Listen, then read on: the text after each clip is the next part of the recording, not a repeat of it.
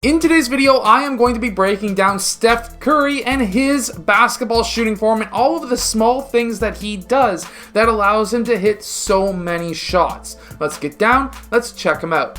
Okay, so no matter what Steph Curry does, he always hits these shots. Even this one here, and even this crazy one here. Oh yeah, and there's also this one here. How are these going in? How is this one going in? Well, that's what we're really going to be breaking down today. So first off, I really want to point this out, and that is he's looking at the rim. This defender should be obviously really paying attention to that. However, that also is what throws off these defenders too. Because guess what? When you as a player look at the rim, the defender could also get faked out by that too. And the reason being is when Steph Curry is attacking the basket, or at least trying to evade defenders, one of the things that he does extremely well is his ability to stay on his toes. That is because your Achilles is the fast twitch response to you jumping. That is what gives you your springiness, while your calf is what gives you your strength, at least when you're on your toes. And we can really see this here. When he swipes through to attack the basket, really watch his feet. You really want to stay on your toes until you take that shot. In this case, he goes flat-footed for that layup, but by staying on your toes, even here when he's swiping through, he is on his toes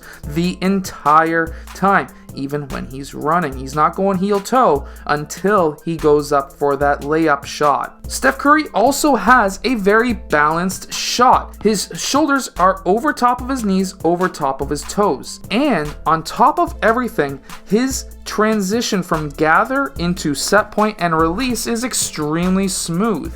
When he goes up, he doesn't freeze at his head. He doesn't have a two-motion shot. The reason why this is important, and is actually one of the reasons why he can shoot from so far away from the three-point line, is because he has that one-motion shot. Because guess what? If you have a two-motion shot, if you freeze right there, which if you had a two-motion shot, you would be freezing roughly about there, guess what? That takes a lot of your power away, and by having a one-motion shot, you're able to transfer the energy from your legs up into your shot. Especially since as soon as he leaves the ground, his body is completely vertical from the ground. He goes straight up and straight back down on his shot, and it's a one-motion shot with a soft release and elbow well above his forehead.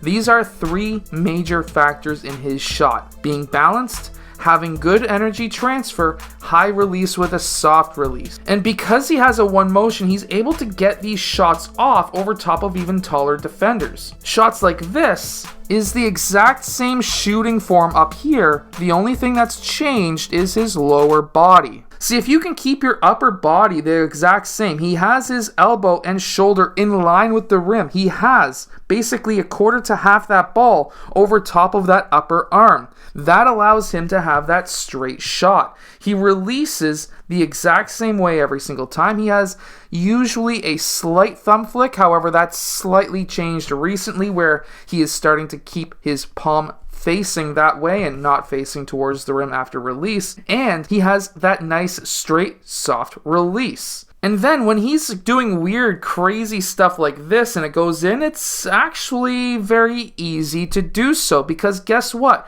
When he's pulling up for his shot, guess what? That ball is in the exact same spot every single time. Sure, he chucked up that shot, but the setup for that shot, his shooting form, is the exact same. That shoulder and elbow are in line with the rim, and even though he releases the ball like if he's just chucking it up, that's literally the same exact release, one-handed, without the other hand there to interfere or even guide the ball at all really. And sure, his hand flicks to the side well after he releases the ball. He got that foul, but this is literally the exact same shot as he normally takes. And then when he's going towards his right side, when he goes up for a shot, he slightly tilts his body towards the net and slightly kicks out that right foot. He gets a little bit more air on this shot. He jumps a bit higher. He wants to get over top of the defender, but by jumping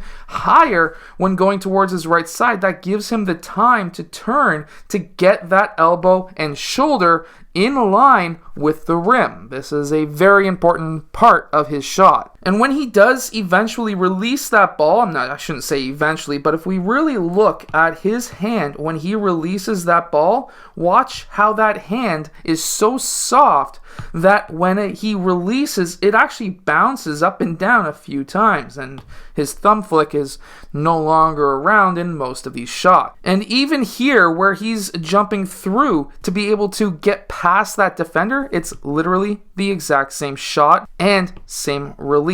Same high release, soft release, same no thumb flick anymore, and his shoulder and elbow are still in line with the rim. Again, I'm going to stress that having that upper arm in line with the rim is ridiculously important. And even though he brings that ball up the middle of his body, he eventually gets that ball again over top of that upper arm. Again, everything is in line, and that is why his shot is so deadly. If you also want to have a deadly shot, literally, this is what you need to practice. You don't have to always necessarily worry about your shoulders being perfectly square towards the basket like some older coaches back when I was a kid used to teach.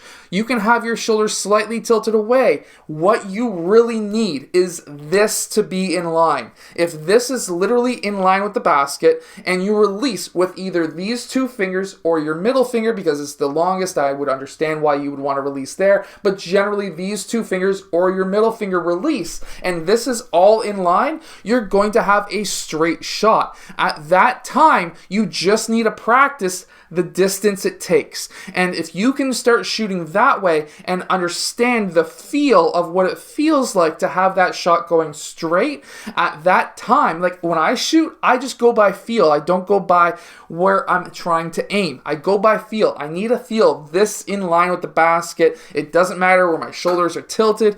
I just need this in line. And it's the same thing with Steph Curry. That's why his shot is automatic. This is how you can shoot better. Try it, practice it a ton, and it's going to really help you. If you want me to break down your shooting form, go down in the description below. I've got a link down there where I can break down your shooting form. I hope that you've enjoyed. Hit that like button, subscribe, and I'll see you guys again next time.